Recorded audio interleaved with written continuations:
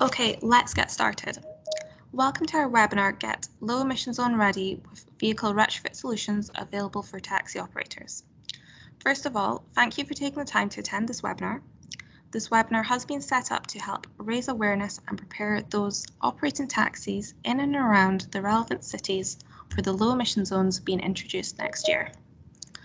My name is Kate Skinner and I am Assistant Programme Manager at Energy Saving Trust, working on both the low emission zone support and retrofit funds. Firstly, we'll go through a bit of housekeeping. This webinar is being recorded and will be shared on the Energy Saving Trust website shortly after. All attendees' microphones and cameras are turned off so we cannot see or hear you, but you can still communicate with us by using the chat function to the right of your screen. Please post any questions you have throughout the session through the chat function and we will try and answer these towards the end of the presentation during our Q&A. This morning we have a number of great speakers joining us. Over the course of the next hour, you'll hear from myself on behalf of Energy Saving Trust on support available to taxi operators in Scotland. But it won't just be me speaking. We have a number of guests from the low emission zone city local authorities. Shortly, we will hear from Will Heckler from Aberdeen City Council, Tom Sterling from Dundee City Council, and Dom Callahan from Glasgow City Council. These three council representatives will be providing an overview of their local low emission zone and proposed plans. We also have Amir from the Clean Vehicle Retrofit Accreditation Scheme, also known as CVAS, who will discuss the retrofit solutions that are currently available for taxi vehicles to reduce the vehicle's exhaust emissions to an acceptable standard for entry into low emission zones. We will then finish up with a Q&A session, so please do send through your questions. Firstly, let's cover what support is available from Energy Saving Trust.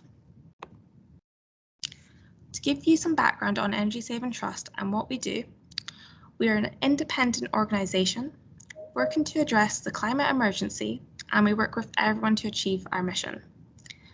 To do this, we empower millions of householders every year to make better energy choices. We deliver transformative programmes working with governments. We support businesses with strategies, research, assurance, and communications to enable them to play their part in building a sustainable future. We are funded by Transport Scotland, an agency of the Scottish Government, to deliver a number of programmes to increase the uptake of electric vehicles, to reduce the reliance on passenger cars by encouraging a shift towards shared and active travel options, and of course by preparing businesses and households for the introduction of Scotland's 4 planned low emission zones. So, the reason we're here today is low emission zones are coming. They are currently set to be introduced in Aberdeen, Glasgow, Edinburgh and Dundee next year in 2022. Low emission zones are similar to the clean air zones you may have heard of throughout the rest of the UK, including Bath, Birmingham, and the ultra low emission zone in London. The key objective of low emission zones is first and foremost to protect public health by improving local air quality. And use of these zones are effective. According to Clean Earth, within its first year, London's ultra low emission zone saw a 37% reduction in pollution levels compared to what they would have had without a zone in place. And air pollution is a major public health concern. In 2019, the World Health Organization published that air pollution and climate change were the greatest threats to human health. The Clean Air for Scotland strategy highlights that in the UK, air pollution is estimated to cost the NHS around £15 billion a year because of associated health impacts. In Scotland, fine particulate matter was associated with around 2,000 premature deaths. And why is this? Well, air pollution can increase your risk of heart and respiratory diseases, asthma, and chances of a stroke. Even certain cancers. And drivers are also at risk. Drivers sitting in their vehicle are exposed to these pollutants while they're driving. especially when sitting in slow-moving traffic with the windows down. This includes the types of driving which is really common in city centres and urban environments. Due to this, there is a high risk of exposure to those driving in cities on a regular basis. As such, low-emission zones are focused on restricting access of the most pollutant vehicles on our roads in areas of high pollution levels to improve local air quality for those working and living in the area. Restrictions are set based on Euro emission standards of your vehicle, with older, more pollutant vehicles facing a penalty when they enter the zone. For petrol vehicles, the proposed standards allow Euro 4 or equivalent vehicles to enter penalty-free, while for diesel vehicles, the proposed standards allow Euro 6 or equivalent vehicles to enter. On the penalties, currently the penalties for low emission zones will differ to the penalties for the rest of the UK for clean air zones, which issue a daily charge for entry, whereas here in Scotland, non-compliant cars will be issued a penalty every time they enter a zone, with the penalty charge increasing for repeated offences. These costs will impact you and your business if received once the zones are live. More information on the zone standards and penalties can be found on the Low Emission Zone Scotland website. We will send you a link to this following the webinar. So, what support can you access? In Scotland, through funding provided by Transport Scotland, Energy Saving Trust are able to offer micro businesses and sole traders funding to help them prepare for low emission zones. Our Low Emission Zone Retrofit Fund offers grant funding of up to 80% towards the cost of a retrofit solution. For taxi vehicles, there are two categories of solutions currently available: an exhaust treatment system with a cap grant value of £5,000 per vehicle, and an LPG conversion option with a cap value of £10,000 per vehicle. Later in the webinar, Amir will talk through these options, and information on what options are available for specific vehicles will be shared after the webinar has been concluded. A maximum of 3 vehicles can apply for retrofit solutions per micro business or sole trader.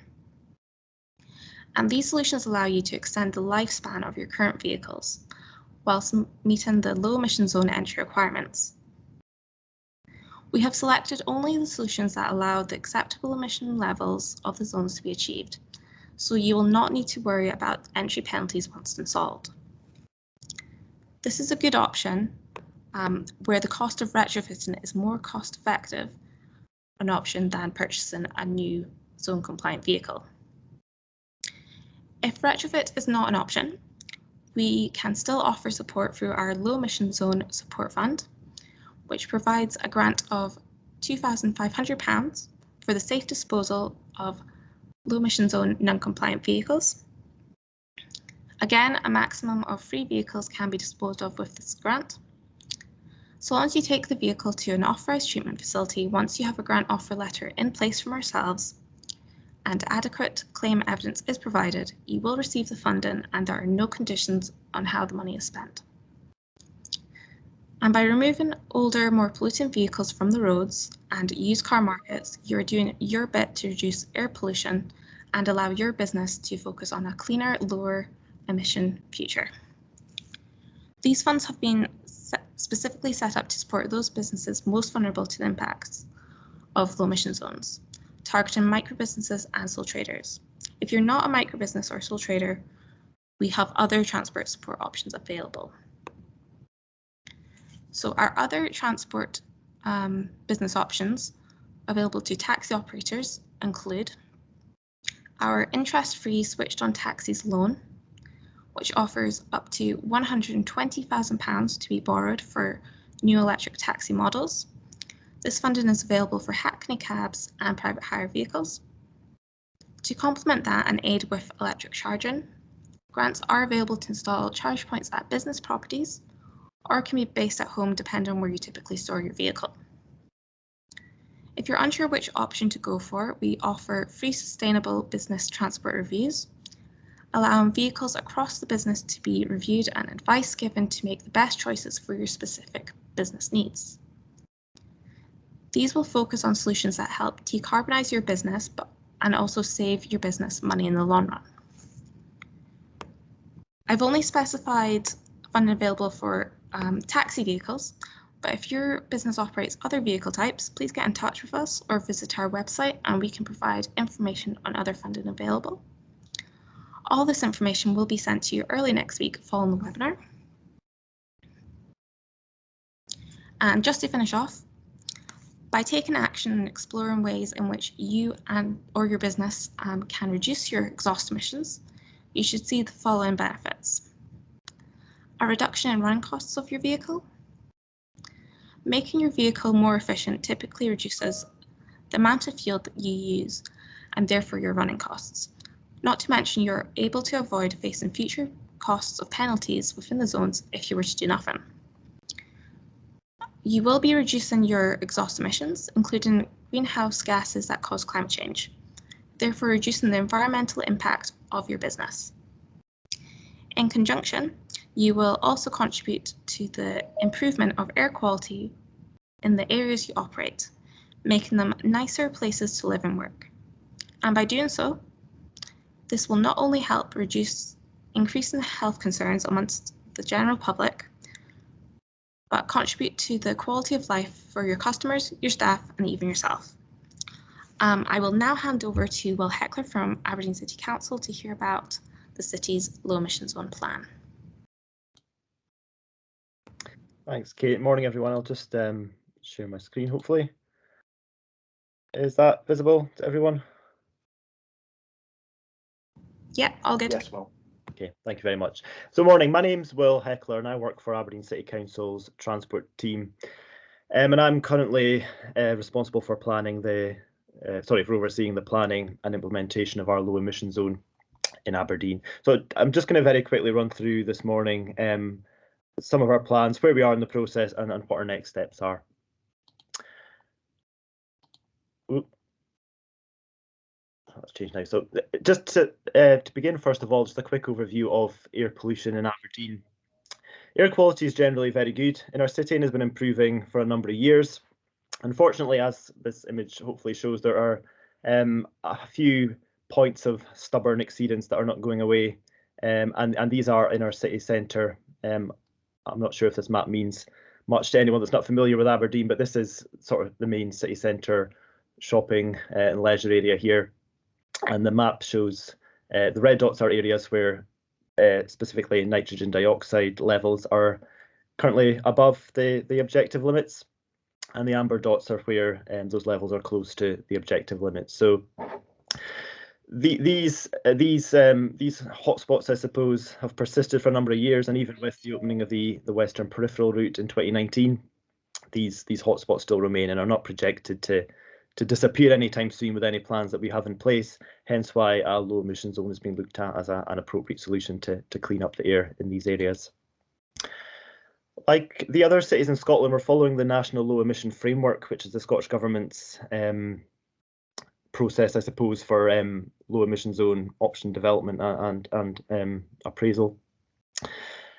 Initially, we identified 8 options to take forward as part of that process. There are really 4 options, but each option includes a variation around Denburn Road, whether Denburn Road should be in or out of the LEZ. Those of you from Aberdeen or aware of Aberdeen will know Denburn Road's a dual carriageway that really runs under the city centre.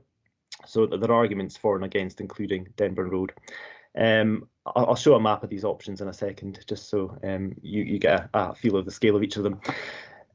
So we took these options out for public and stakeholder engagement last year, and they also were subject to testing in our traffic and air quality models.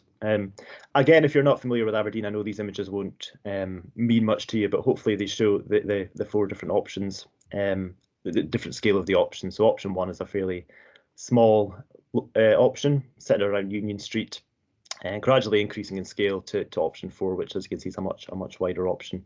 And Denburn Road that I was speaking about, effectively, if you can see my cursor, runs under the city centre here. So as I say, we took these options out for public and stakeholder engagement and put them through the traffic model to look at what the predicted impacts would be. And through this process of option sifting and tweaking, we've gradually moved towards a preferred option. The options were appraised against a number of criteria, mostly their impact on traffic, their impact on air quality, and public acceptability of options. So fairly early on in the process, we realised that the options that excluded Denburn Road wouldn't achieve the air quality objectives and would actually create more problems elsewhere. So we determined that Denburn Road should be in the LEZ.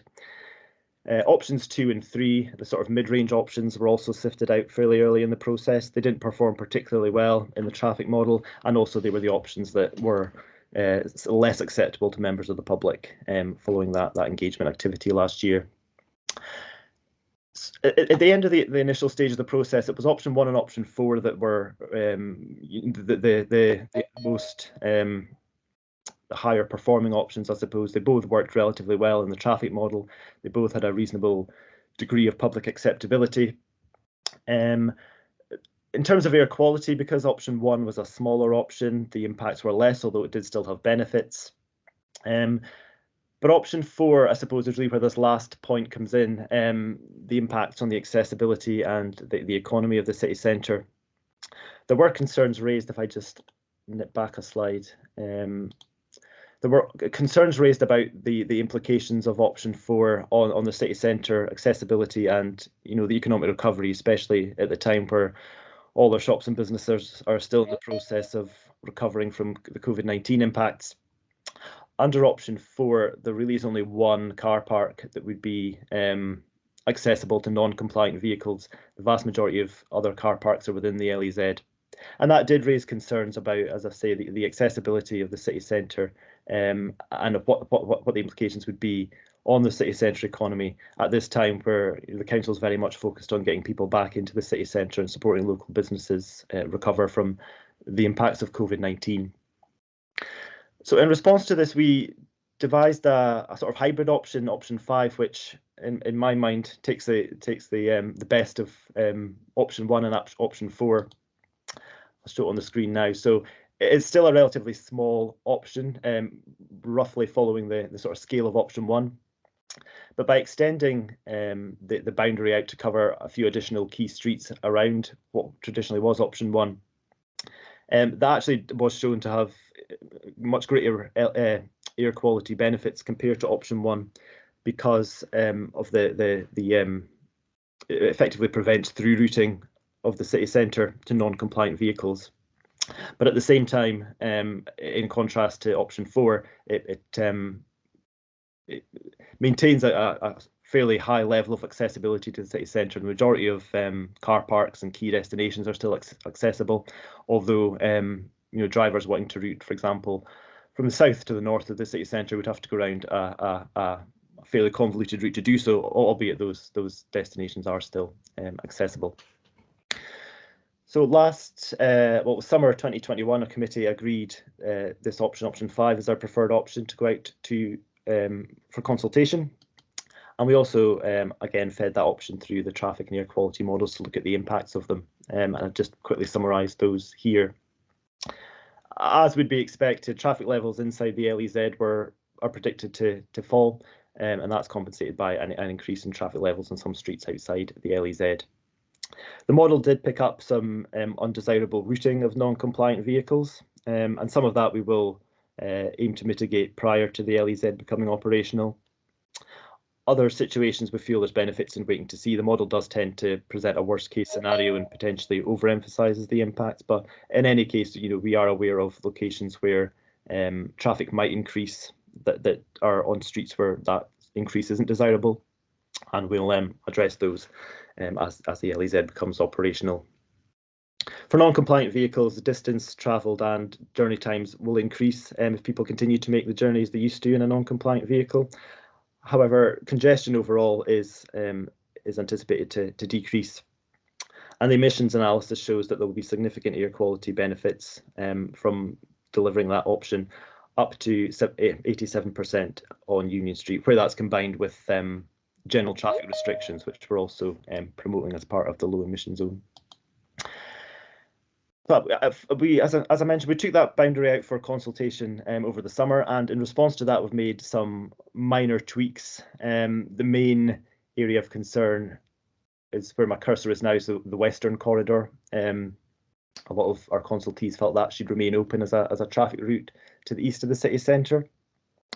We tested a number of variations of that in the model, but found that keeping that route open, for obvious reasons, didn't really address the air quality concerns which exist on Virginia Street and Market Street, and in some cases could make those hotspots a lot worse, because we're essentially shifting a lot of non-compliant vehicles to this corridor, which would be restrictive from the low emission zone itself. So we've looked at that, and we've again come up with a compromise solution that maintains accessibility to the harbour area from the north, but still prevents that through routing of non-compliant vehicles. We also made a small adjustment to the boundary to the south of the LEZ, just around here, and that was in response to concerns from the Trinity Shopping Mall about accessing their service and yards and car park area. As I say, we modelled those changes, and in air quality terms, the changes to the boundary are minimal, and we feel that we can make these tweaks and still achieve our air quality objectives. So we're currently out for in the formal objection period at the moment with the option that's on screen, and that formal objection period is due to close on the 28th of November this month. A quick word on scope. I know Kate covered this in her presentation. I think, like all the other LEZ cities, all vehicles will be in scope of our LEZ. That's private cars, buses, light good vehicles, heavy vehicles, in accordance with the regulations and the emission standards Kate covered in her presentation. That's Euro 4 for petrol vehicles and Euro 6 for diesel vehicles. Assuming we get through the objection period comfortably and get our submission approved by Scottish ministers, we would anticipate formally declaring the low emission zone at the end of May 2022. We're currently proposing a 2-year grace period for residents and non-residents of the zone, meaning that enforcement would commence at the end of May, beginning of June 2024. So as I say, at the moment we're in that objection period until the end of this week. Following that, we'll review the objections, and if we feel it's appropriate, look at any further boundary changes or amendments. Our plans, though, are to have that finalised boundary ready for submission to the Scottish ministers either at the end of this year or the beginning of next year, allowing us to formally declare the LEZ in May, as I've mentioned, and become operational 2 years later at the expiration of the grace period. I'm afraid I haven't put my contact details in the presentation, but I can pop them in the chat. So if there are any queries or concerns after today, you can get in touch with me. Other than that, thank you very much for listening today. I hope that's been useful. Thanks, Will. As a former Aberdonian myself, it's really interesting to find out what's going on in the city. So next we have Tom Sterling from Dundee. I'll share his slides in just 1 second. Sorry, bear with me. Yeah, I'll let you do it, Kate, because... There we are. Thanks very much, Kate. Yeah, well, my name's Tom Sterling. I'm the Head of Community Safety and Protection at Dundee City Council, and I'm also the chair of our Low Emission Zone Delivery Group, which is a group made up of officials from various departments of the council, but also supported by SEPA, Transport Scotland, NHS Tayside were represented on that, some neighbouring authorities, and also TACTRAN to help us work through the process to introduce the low emission zone in Dundee. So similar to Will, we're following the process set out in Transport Scotland's National Low Emission Framework, and through that, it says they were identified 5 possible options, but that was after a fairly extensive sort of sifting process from about 40 different options that we could have possibly looked at for Dundee. We held an initial consultation on those 5 options in September 2019. And we looked at detailed traffic modelling and what that identified. So we've now worked down to a preferred option. That's been to our Community Safety and Public Protection Committee. And as I go through the presentation, we'll just summarise the steps that we took to get to that. So next slide, please, Kate. So again, following that low emission framework process, we arrived at an option that covers the area inside the inner ring road in Dundee. And that is similar to Will had said, all vehicles, but it does exclude some car parks that are, I'll show you in a map in a moment, but some car parks that are right on that boundary of the inner ring road. The inner ring road itself is not part of the LEZ because that's a key trunk road to move vehicles around Dundee. So it is not in the low emission zone, but the area inside it, it defines the boundary, and the area inside it is part of our low emission zone.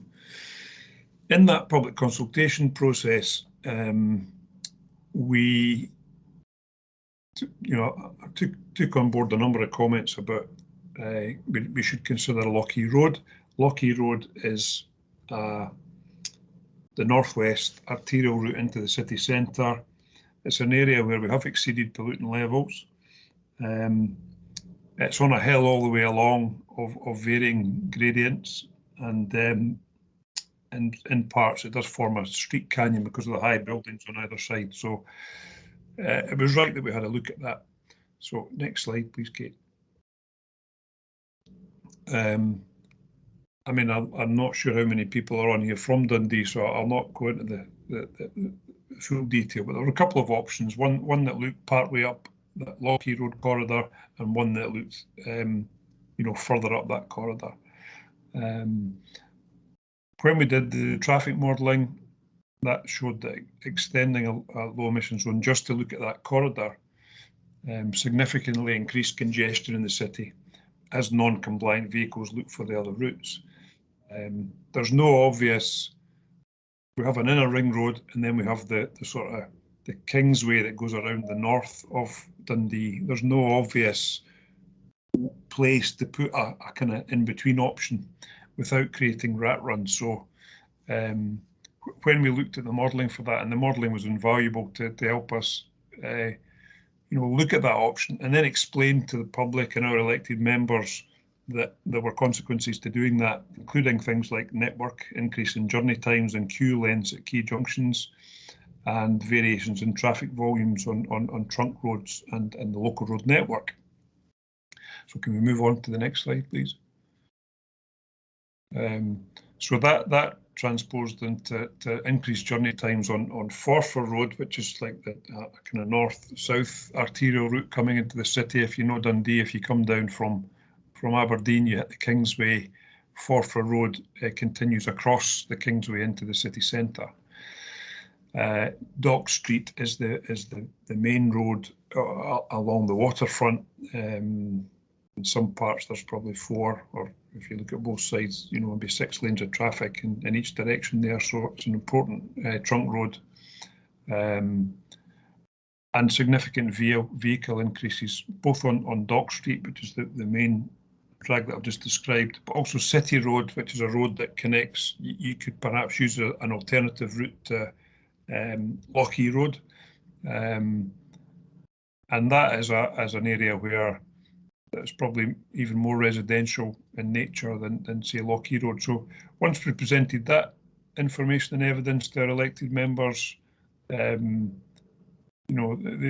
saw that perhaps including the Lochee corridor was not going to be an option. So our final recommendation was not to include Lochee Road, but to explore other measures for that corridor that might help solve the air quality problem. What I would say is that Lochee Road is also a key bus route, and all our buses in Dundee will have to comply. They'll have to be Euro 6, and pretty much all the bus journeys land in the city centre. So having a low emission zone in the city centre means that the buses that run along Lochie Road will have to be compliant. So there is benefit and reductions noted there, even though it's not in the low emission zone itself. Next slide, please. So that is the final option that we arrived at. You can probably see on that map the obvious inner ring road that circles the city centre. Some of our options did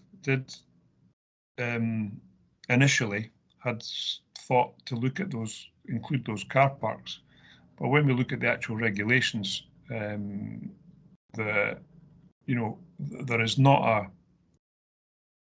a road as such. They're entered straight from the inner ring road, so the inner ring road would have to be included. And from the traffic modelling, that didn't show that was an effective option. So these car parks are not included. But given that non-compliant vehicles can travel on the inner ring road in any case, it does mean that these car parks are available to them. Sorry, next slide, please, Kate. So just to go through this kind of traffic modelling that we looked at, looking at our final option, the modelling shows that the network still operates relatively similarly to the existing conditions. There's no huge increase in congestions. There's some redistribution of traffic on the inner ring road. Some sections there's a decrease, other sections a slight increase, but in an area where there are currently no air quality receptors. So in other words, no significant housing. And clearly within the inner ring road, traffic levels are reduced, and as parking trips, as I've said, are redistributed to the periphery car parks that I just described. So next slide, please, Kate. The other part of the work that we had to do was to look at that traffic modelling and look at some air quality modelling to demonstrate that what we're doing is predicted to improve air quality. So SEPA have been integral to that work. So as I say, that work helped us confirm, I suppose, that our preferred option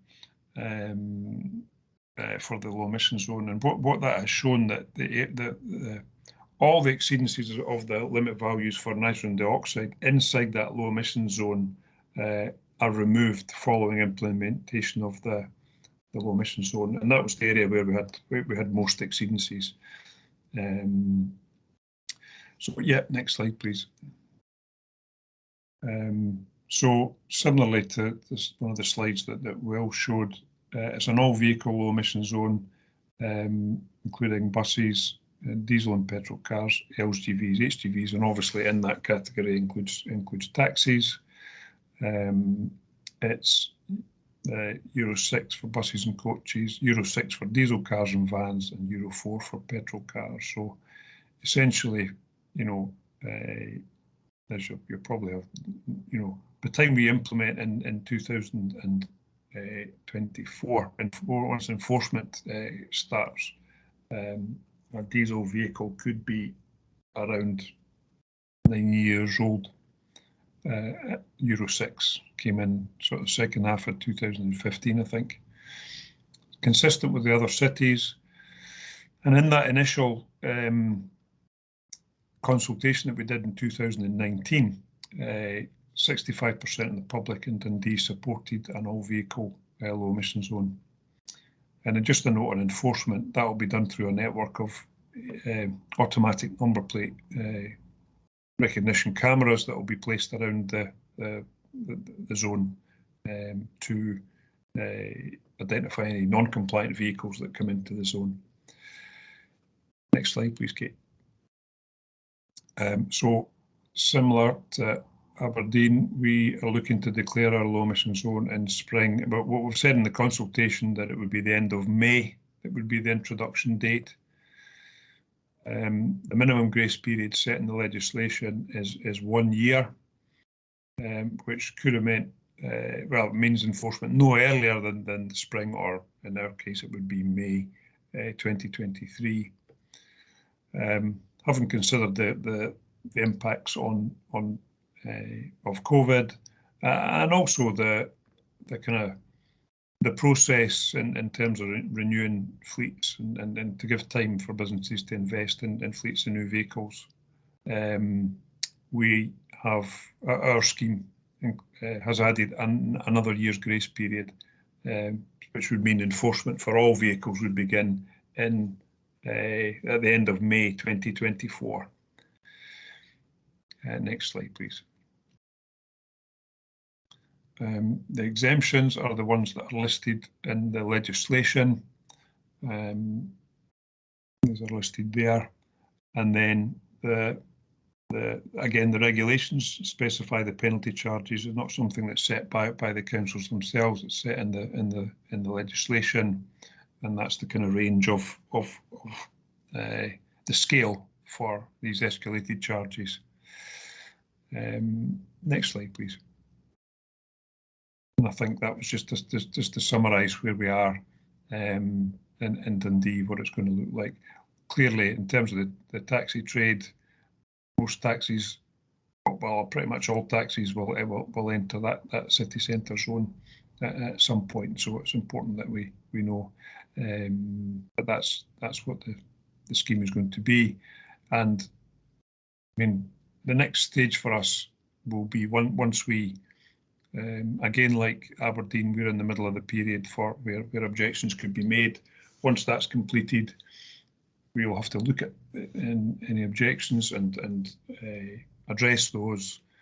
And then again, we'd be looking to submit our scheme to Scottish ministers in January next year. I think that's my last slide. Again, I don't think I've put my contact details, but again, I'm happy to share my email so that if there's any questions for myself that we don't address today, feel free to contact me. Thank you very much. Thanks, Tom.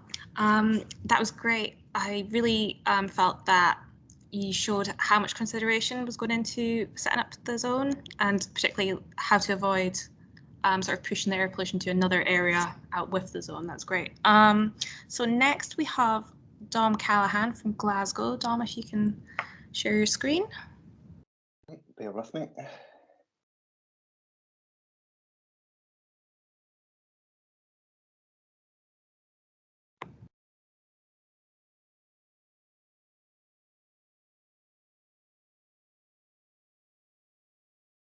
Hi there, can everyone see that screen?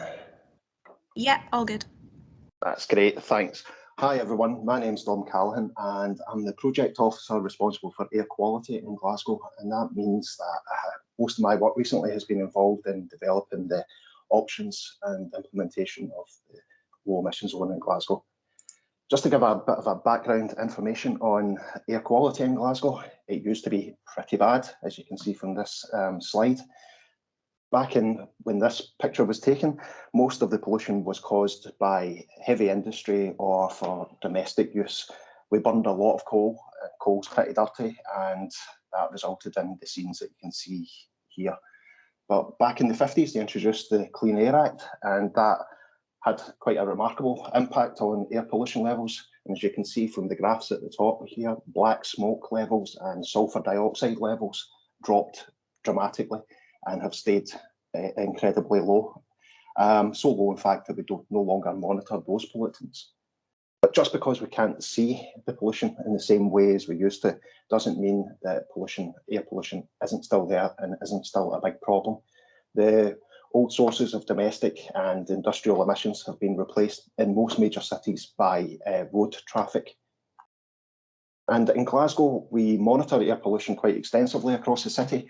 This map shows the locations of our automatic monitoring stations in green. We have 12 of those currently around the city, but we supplement those with around 100 diffusion tube monitoring sites just to give us an idea of pollution across the whole breadth of the city. So what is air pollution like in Glasgow at the moment?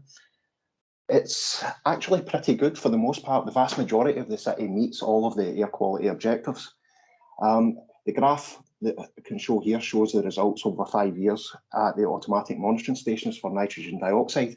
And as you can see, most of them meet the objective level, which is the straight black line across the graph at the 40 mark.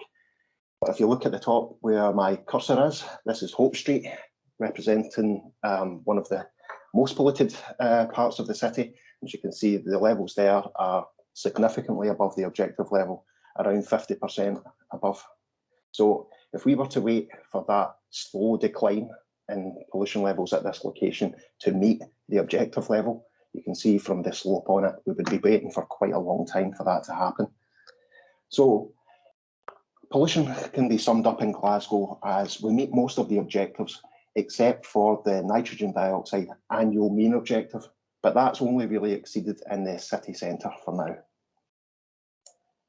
Where a local authority doesn't meet the objective levels for air pollution, we are required in legislation to declare air quality management areas.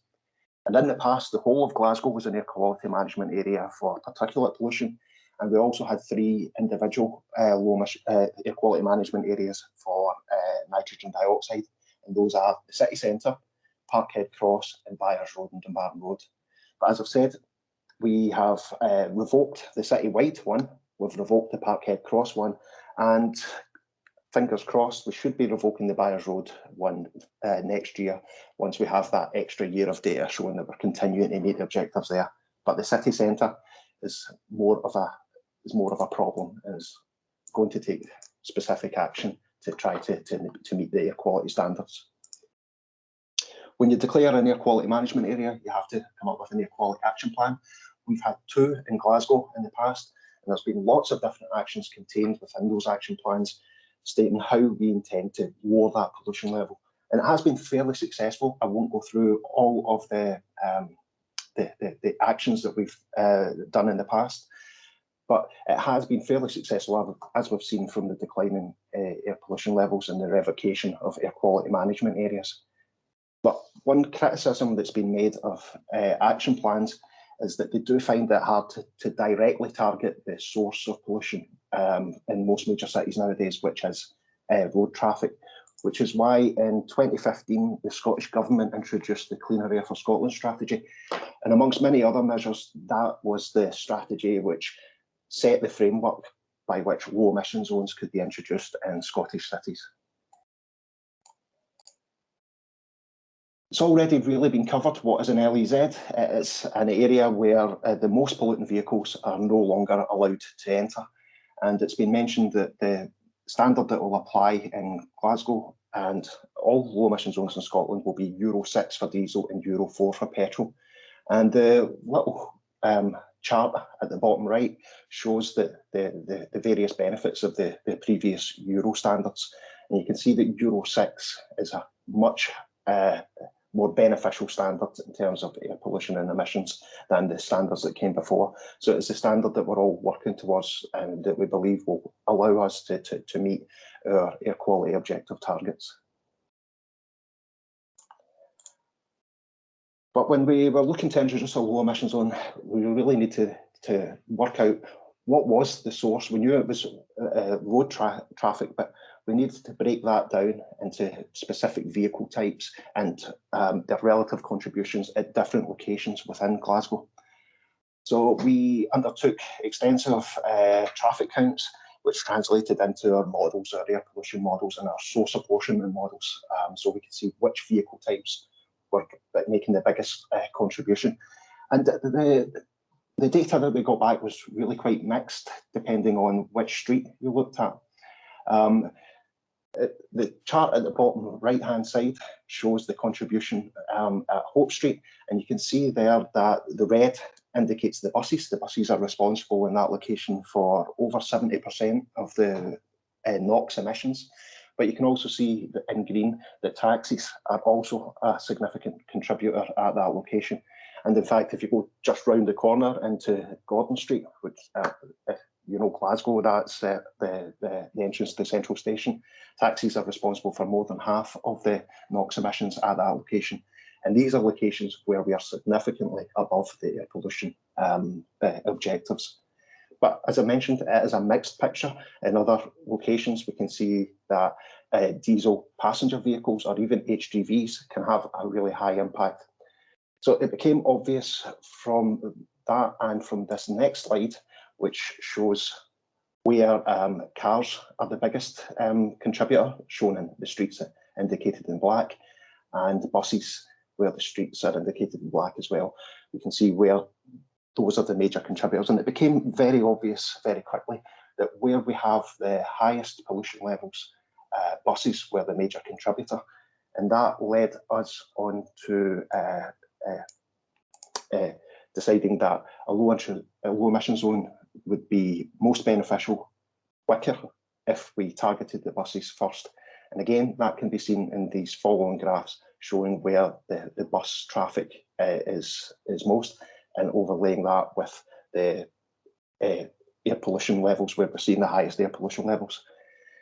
So we looked at what would happen if we introduced a low emission zone only for buses. The map on the left here shows what it would be like if we did not have a low emission zone. You can see a lot of streets are breaching the objective levels, highlighted in red. And if we introduced it only for buses, what would be the outcome? And we could see a dramatic improvement on a lot of streets in terms of the pollution levels, but we would still have significant areas within the city centre which continued to fail to meet that objective. So based on this information, we decided to move with the low emission zone for buses first. We introduced that back in 2018, and it was a rolling improvement. It started off modest. We wanted 20% of the bus fleet to meet that emission standard. And each year that would increase by another 20% until by 2022, the end of next year, all of the buses in Glasgow would be compliant. But I have to mention that LEZ performance, we measure it. We look at it was introduced for buses in 2018, as I mentioned. And this graph shows the trends over the last 5 years. The thick black line shows the average over a 5-year period for NO2 in Hope Street. And in 2020, we could see that for January, February and March, we were running significantly below that. That was when the 40% criteria kicked in for buses, and we began to see that first real significant improvement in emissions. And you can see that translated into a pretty good reduction in the monitored NO2 levels. Unfortunately, we all know what happened for the rest of 2020, and lockdown kicked in, and that had a beneficial impact on air pollution. It didn't have a beneficial impact apart from that I can think of, but it shows what can be achieved if we can improve the emissions from road traffic, but without obviously all the trauma and problems that a pandemic could cause. And so far for this year, we're continuing to see that improvement in NO2 levels over that long-term trend. So for the low emission zone, when we move on to phase 2, which will include all other vehicle types, the preferred scheme boundary covers the whole of the city centre, very similar to what applies for the buses at the moment. It's bounded to the north and to the west by the M8 motorway, to the south largely by the River Clyde, and to the east by Saltmarket and High Street, with a few bumps. It's a little bumpy at that bit as we move the boundary out to the point at which drivers of non-compliant vehicles will have to make a decision about where they can enter and take alternative routes if they don't enter the zone. As far as the rest of the low emission zone scheme details, we went out to consultation on our preferred scheme during the summer there. We've just reported on the consultation feedback to committee and made some tweaks to the preferred scheme design, which we'll now be publishing within the next couple of weeks. We'll be putting that out, formally publishing it, opening it up to potential objections and reporting on back to committee once that period is finished. But the scheme details that we are looking at is that it will come into effect on the 31st of May of next year. And similar to everyone else, we have to apply a minimum of 1 year grace period defined in the legislation. And we've decided for general enforcement that that 1 year grace period will apply and that means we'll be looking at enforcement beginning on the 1st of June in 2023. However, there will be an extra 1 year grace period that will apply to owners of non-compliant vehicles who are resident within or just adjacent to the low emission zone. And that's just to reflect their restricted choices about whether or not they choose to enter a zone. They live within it, they've got less choice. So they will get an extra year to comply. It will apply to all vehicle types unless exempt, and it's been mentioned before, we are only looking to apply the national exemptions, the exemptions that will apply to all low emission zones in Scotland. And it's already been mentioned, it's Euro 4 for petrol vehicles and Euro 6 for diesel. The exemptions, as I mentioned, is just those that are contained within the national exemption list: emergency vehicles, military vehicles, certain historic vehicles. Disabled vehicles will be exempt. So if you're a blue badge holder, whether it's your own car, whether you're using somebody else's car, or even if you're a passenger in a car, that will be exempt for the purposes of low emission zones in Scotland. And showman's vehicles for specialist shows will also be exempt. Kate has already mentioned the increasing scale of penalty charges, and this is a very important distinction between the low emission zones in Scotland and the clean air zones in England.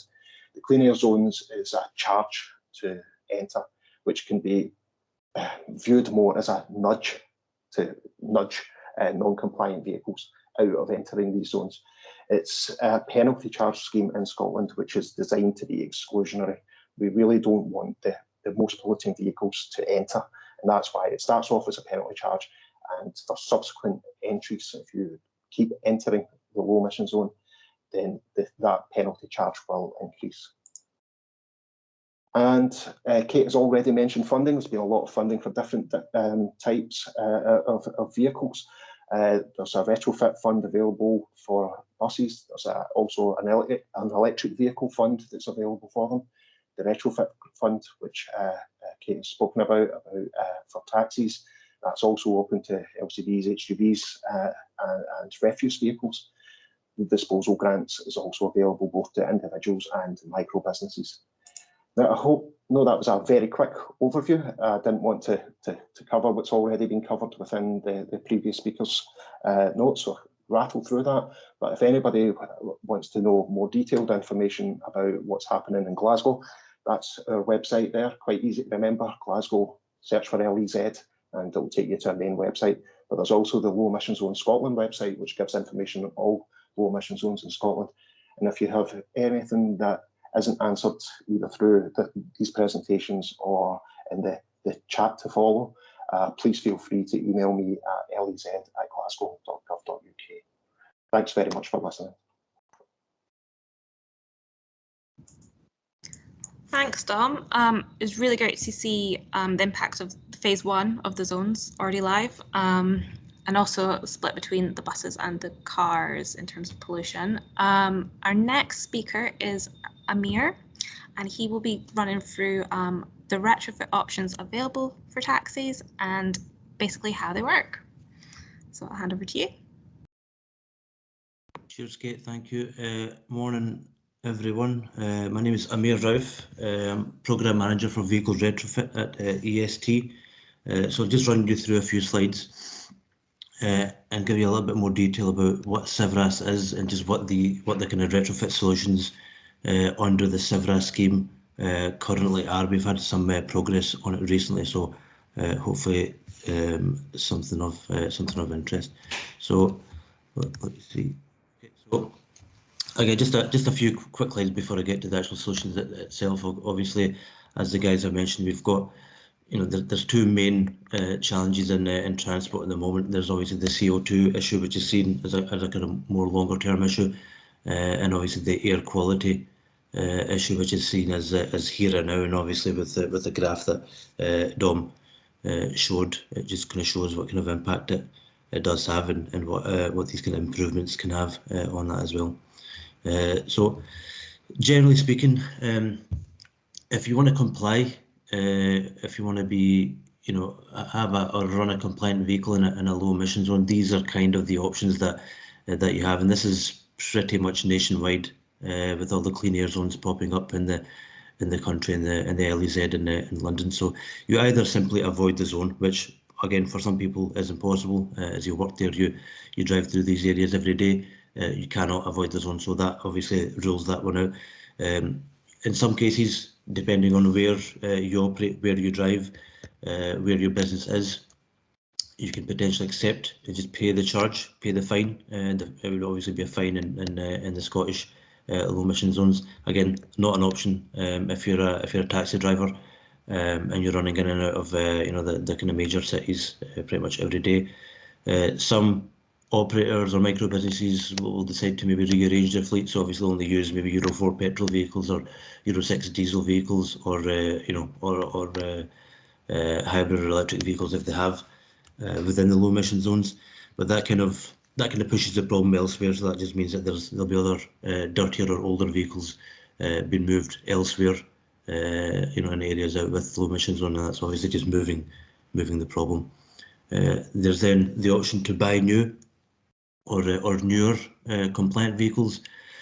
In some cases, easier said than done, because buying a new vehicle isn't cheap. You're obviously replacing what you have with a newer vehicle just so that you are compliant, and obviously understand that's a challenge for most people. And then there's the option that obviously I want to talk briefly about is retrofit. So this, if none of the above, none of the four above match where you are as a business or an operator or a driver, then retrofit can potentially be something that could help out.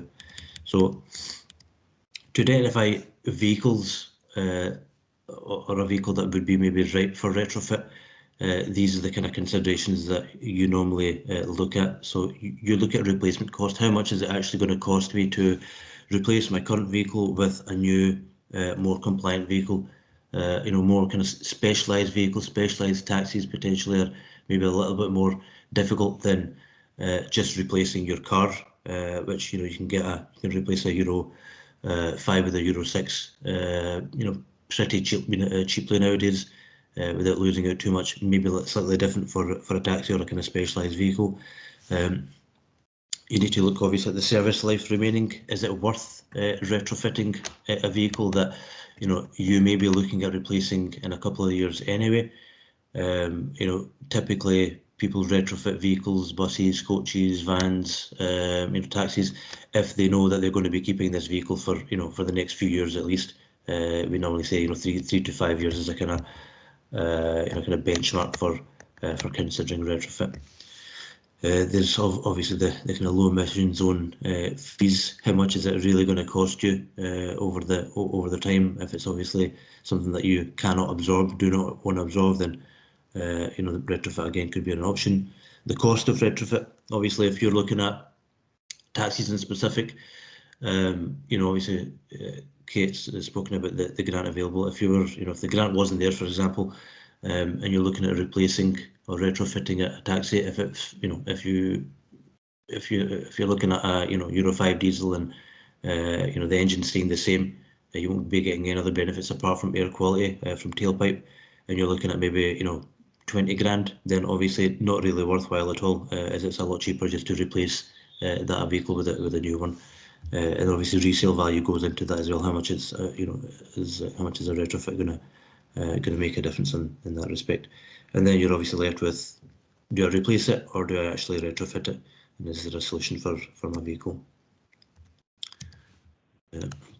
Okay, so the market for retrofit suppliers. So I mean, I'd say even a year ago there was only really one solution available for kind of black taxis, black taxi vehicles. But as the demand has kind of grown, we've seen more and more solutions become available or in the pipeline to be developed, and we've seen a few of those tested and now added to the list. But generally speaking, a retrofit supplier look at the kind of total number of vehicles that are on the UK roads.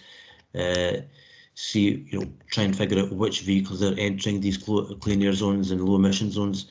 Try and figure out from various sources, which vehicles are going to be replaced within this time frame, and that then leaves a small pool of vehicle types that are right for retrofit, and these are the vehicle types and models that these retrofit suppliers typically look at developing solutions for. So Severus itself, obviously, Clean Vehicle Retrofit Accreditation Scheme is there to obviously accredit new, abatement technologies for for emissions. There's two aspects to it. I'll briefly go through them. I won't go through every single point here, but the supplier requirements, obviously, the companies need to be a legal entity. We have to have, we have to see financial information. There needs to be a wanted provision. We normally ask, for ask them to have a QMS, a quality management system. So, it's a fit and proper company, and it's not, something getting, getting retrofitted out of out of some shady garage in a backseat. It needs to be, something that works, and the company needs to be obviously a kind of trusted company. In terms of product performance requirements, there's obviously this list here. They typically have to go through pretty rigorous testing to make sure they work and it's doing what it says on the tin in regards to reducing NOx and particulate matter. These suppliers test usually on a dyno, on a dynamometer, to prove that they are able to meet Euro 6 limits, and even better in some cases over these tests. And once that's all complete, and once we're happy with it, and it's reached the target set out by Severus, it then becomes an approved system, and it's added to our approved device list. This is again just a graph. I mean, I think Dom had a couple of slides that showed similar. This is for HGV, so obviously not taxiing specific, but it shows you just the difference between Euro 5 in terms of NOx and compared to Euro 6. It's night and day, and we've done a lot of testing. Energy Saving Trust have done a lot of testing over the past a year or so, where we've taken buses and coaches just to see what the actual difference is between a Euro 5 pre-retrofit and post-retrofit, and even just Euro 6 itself, OEM. And there's obviously a huge difference day to day, per vehicle. So if we have more of these kind of vehicles at this level, it'll make a significant impact to their quality in our cities. So I think to do these tests, the suppliers have to go through 4 taxis, what's called the PCO Cenex, the London Taxi Drive Cycle. So they test this over a dyno, and it's aimed at testing a taxi and a kind of representative drive cycle on a daily basis. So we're not just doing something that's not natural for a taxi to do. So we've got central London phase, inner London. We've got an engine off section here, and there's the outer London phase as well. London's obviously different to Glasgow, to Bradford, to Birmingham, etc. But this is the kind of best kind of benchmark that we've been able to come up with and that we use for taxi solutions currently.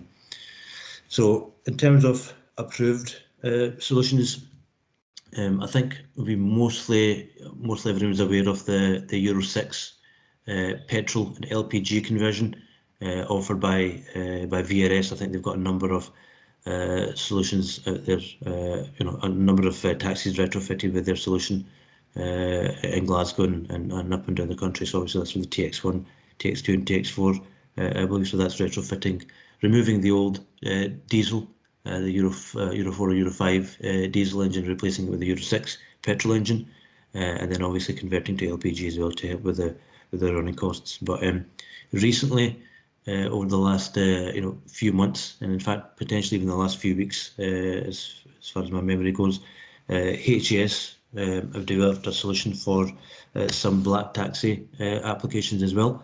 This is an exhaust after treatment system, so it basically replaces your factory exhaust system from kind of DPF back to the tailpipe with a newer Euro 6 type solution. So it's a relatively low cost solution that will hopefully reduce tailpipe emissions to something that's comparable to Euro 6 on the road. So we currently have these vehicles or these vehicle models approved. So we have the Mercedes-Benz Vito with the 2.1 litre engine, that's the Euro 5, Peugeot E7 Taxi, Citroen Dispatch, Fiat Scudo Combi, the Toyota Proace. I think some of these vehicles obviously have the same engine in them, the 2 litre engine, so they've been approved across a few of these vehicles. And we obviously have the LTI London Taxi, the TX4, with the 2.5 litre engine as well. That's where the repower comes in. But not a massive expert on taxi and model types, but I think from what I know, that kind of covers most of the kind of black taxi applications that are out there that I've seen running around Glasgow, for example. So, and that's basically just, that's off the back of demand, with the low emission zones and clean air zones coming in. So hopefully that's added a little bit more of an option for people who are looking to do that and maybe don't want to go down the the LPG petrol power. It's again down to personal preference, whatever makes more sense for you. So that's where the approved list currently sits, and that's with Civras, and so that's just an example of an SCR system. So it basically uses the DPF that's currently on your Euro 5 diesel, so it doesn't replace the DPF that is currently on it. That probably does a good job already in itself, and again, to keep costs down, that remains on your vehicle. So again, this is for Euro 5. The exhaust after treatment system is for Euro 5 vehicles with an OE DPF. It then adds an SCR system, which again you can see in the pictures here. I think this is on a van. We don't have currently too many pictures with it on the taxi, as it is quite a new solution. But it basically replaces or adds on a SCR unit to help in reducing NOx. And we've seen from the test results that we've seen, it can reduce NOx up to about I think it's about 97% on the test run with the DPF. Originally on the vehicle should be looking at something like 99% NOx reduction, is 99% PM reduction as well. So it should be quite good overall in terms of reduction of emissions. So what happens with when or if you do get your retrofit carried out on your vehicle, it then it goes to HAS or it goes to VRS. They then fill in an installation log, and sorry, next slide. Okay, so they fill in an installation log. This typically comes to the Energy Saving Trust. We then feed that into the Clean Air Zone checker that runs for Portsmouth, for Birmingham, for Bath. And also TfL's system for vehicle checking. So we feed that whitelist, feed into the whitelist, and we provide that on a weekly basis. So if your vehicle is obviously retrofitted today, we upload on the Thursday of the same week, and then that's automatically updated on the kind of online systems. Currently, we're not 100% sure if that's the way that Transport Scotland are going to go, but from the conversations that we've had, they're potentially going to follow the same type of process. So we'll have your vehicle added onto a whitelist. We'll then provide that to the online vehicle checker, and it's automatically updated within a couple of days as well. And then the next time you're running through the low emission zone, when it's obviously fully up and running, your vehicle will be deemed as compliant. So yeah, that's just the process. That's just the process there. So yeah, that's pretty much what I wanted to cover. I'll let Kate finish off, and then if there's any questions, happy to answer them.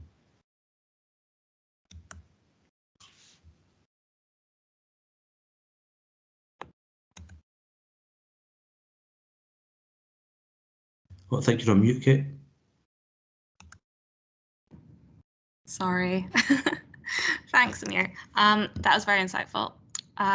We hope all our attendees now feel more knowledgeable about what retrofit options are available and how these could support their business. Following the webinar, we will send round links to check what is available for particular vehicles and how to access funding. As a reminder, we do offer up to £10,000 per vehicle, depending on the solution you choose, for a maximum of 3 vehicles to retrofit where a solution is available and the business is eligible.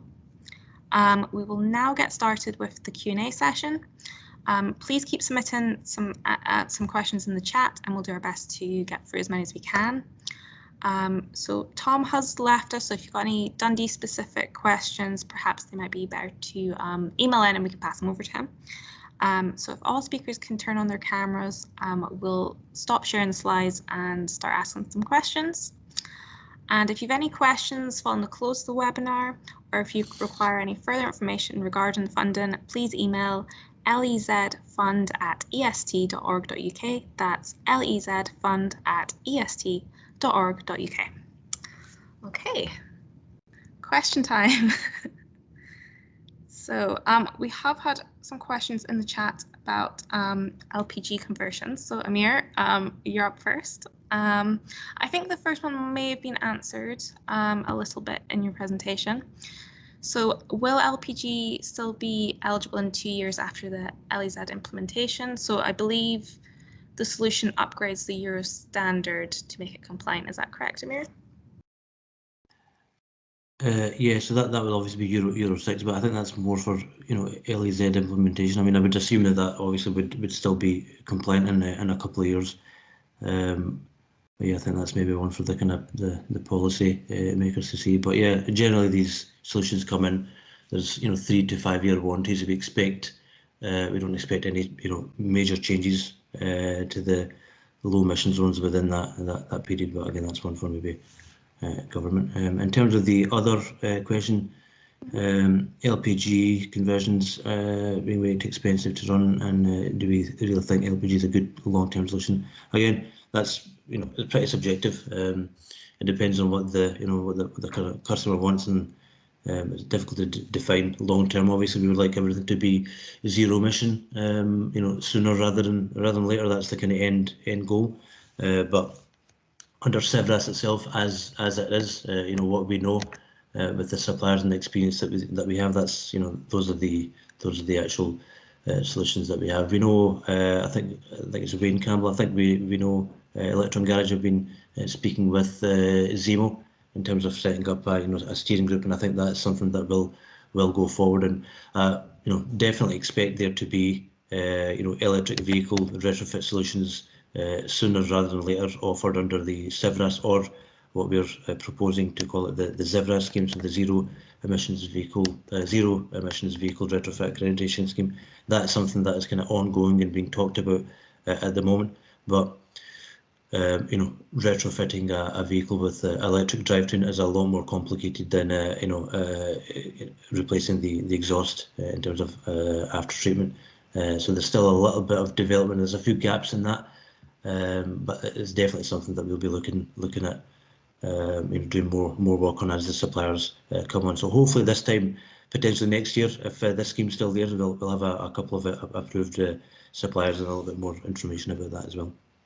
That's great. And on that, we operate a register of interest for those who are either their vehicle doesn't have an option available yet, or they're interested in a particular retrofit option which maybe just isn't approved yet.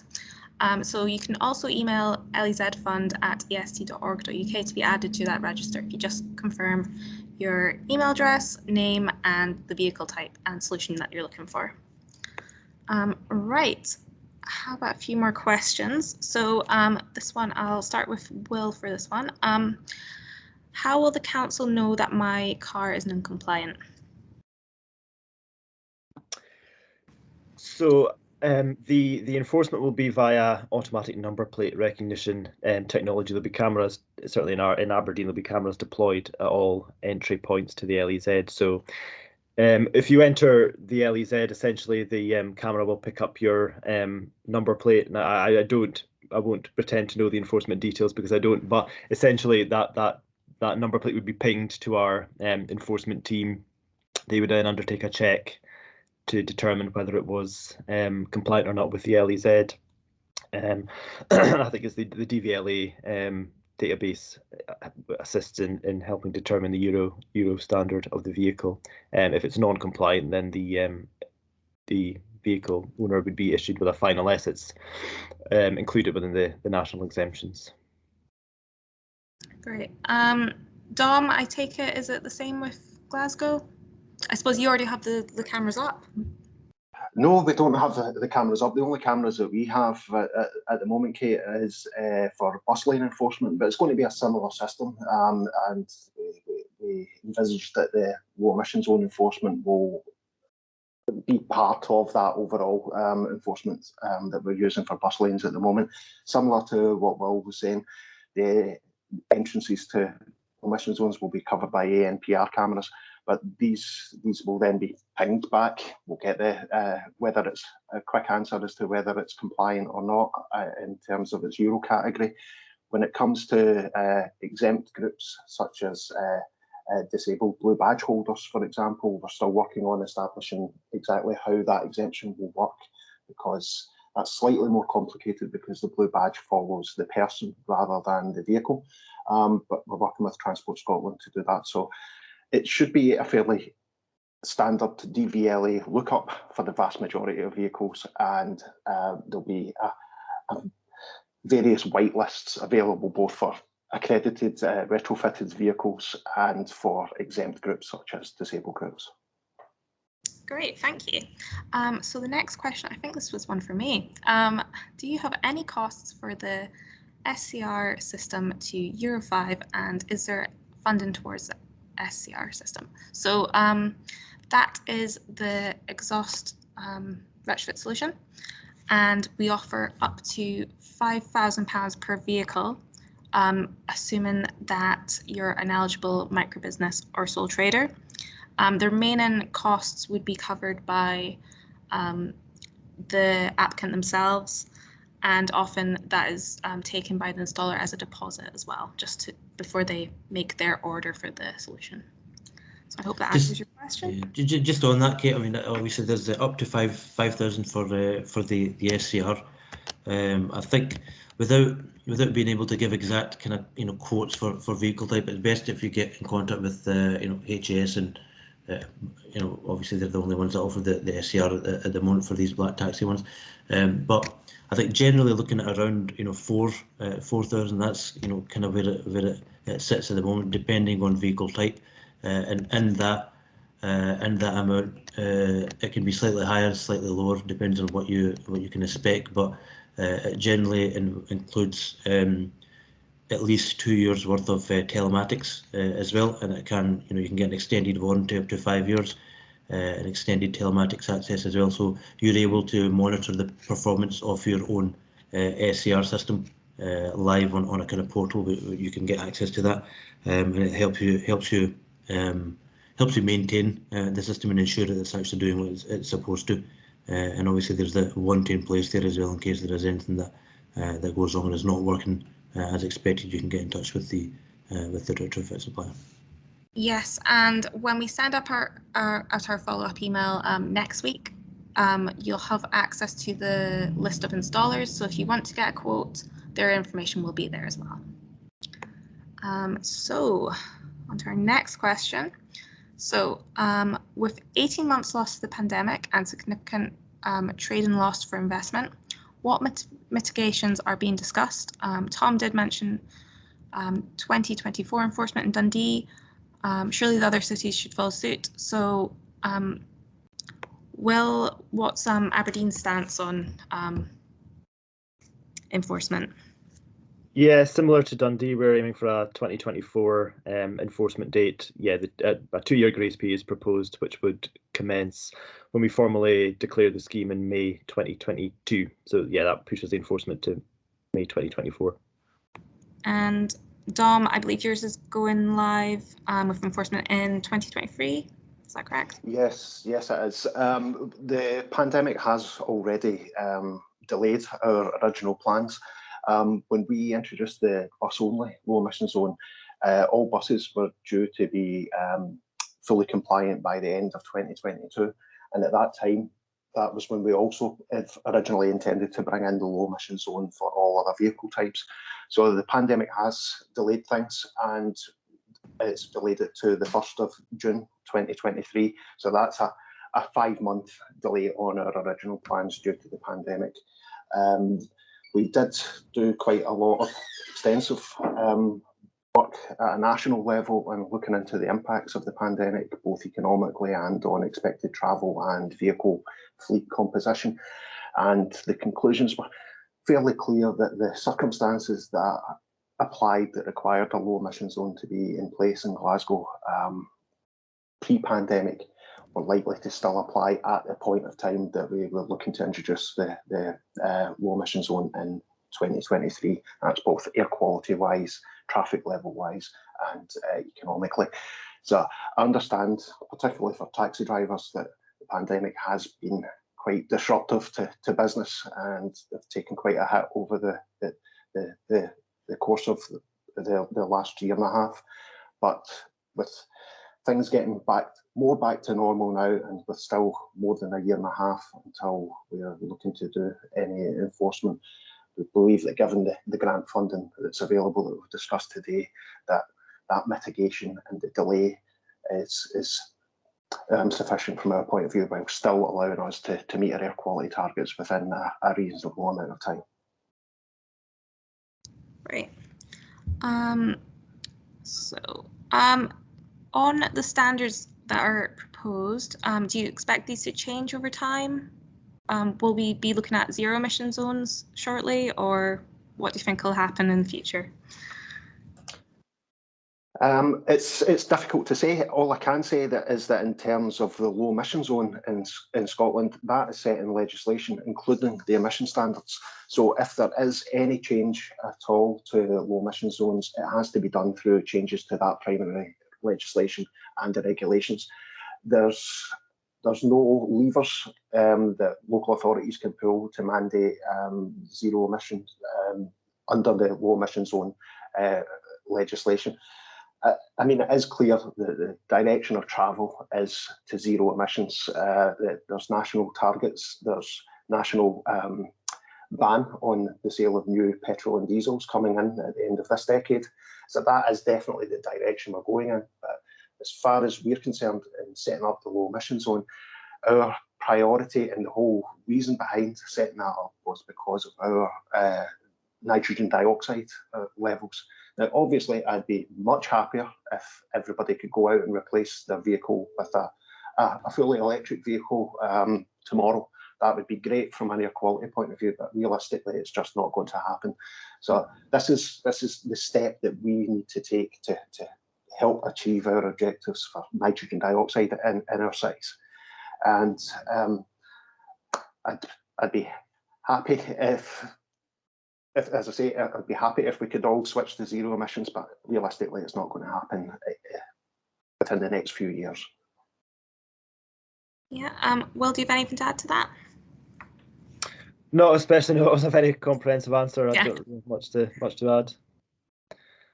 Okay, great. So our next question is, the disposal fund of £2,500 seems low. London, for example, had a decommissioning grant of £10,000.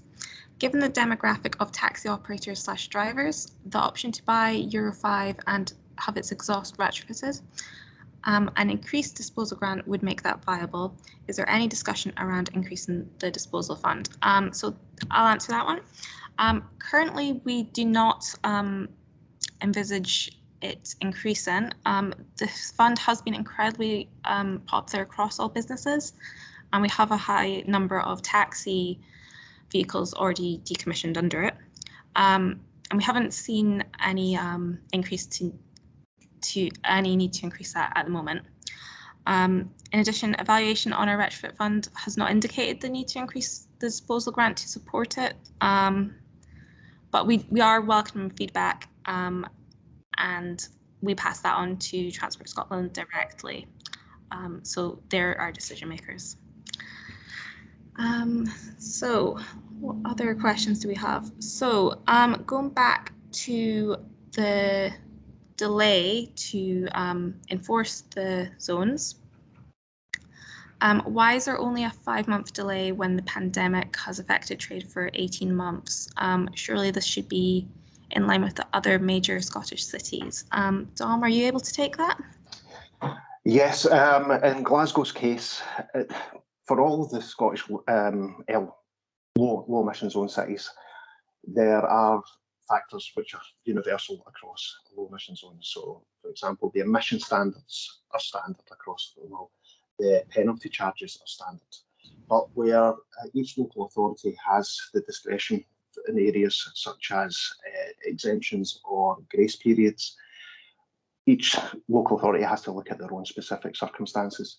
And in Glasgow's case, looking at the level of exceedance of the air quality objectives, the locations where we've seen those objectives exceeded, and from our source apportionment work to see which vehicle types were the major contributors to it, we felt that taking all of these factors into account, that the 5-month delay was sufficient, because otherwise we'd be looking at an even longer period of time where we would have these specific streets, which are, from the presentation I showed you, quite significantly above the quality objectives. And we have to bear in mind that for any length of time that we continue to exceed those objectives, it's all about its impact on public health. And the impact on public health, if we can fix that, bring the pollution levels down and achieve those benefits to people's health, the sooner the better. But we do take into account all factors. There was economic modelling done, there was air quality modelling done, transport modelling done, and the conclusions from all of that was that 5-month delay caused by the pandemic would be sufficient for us to proceed with our plans. Great. So I think this will have to be our last question. So this one's from Joseph. The grant is only guaranteed for 3 months. Is there an extension while waiting for an exhaust for a taxi E7? So we do offer extensions where they're needed. What we would be looking for is confirmation that your item has been on order. So we know that you have taken action to get the vehicle retrofitted, and we'll examine that on a case-by-case basis as well. But we try to be as accommodating as we possibly can. And just before we finish up, I just want to make you all aware of a taxi forum we have running next week. So this is being run by some colleagues, and this is a chance for you to have your say on the future of the taxi industry as it decarbonises. Details of this forum will be shared with you in the follow-up email early next week if you wish to attend. And I'd like to thank you all for your time and attention during today's presentation, and I hope you all have a lovely rest of the day. Thank you very much.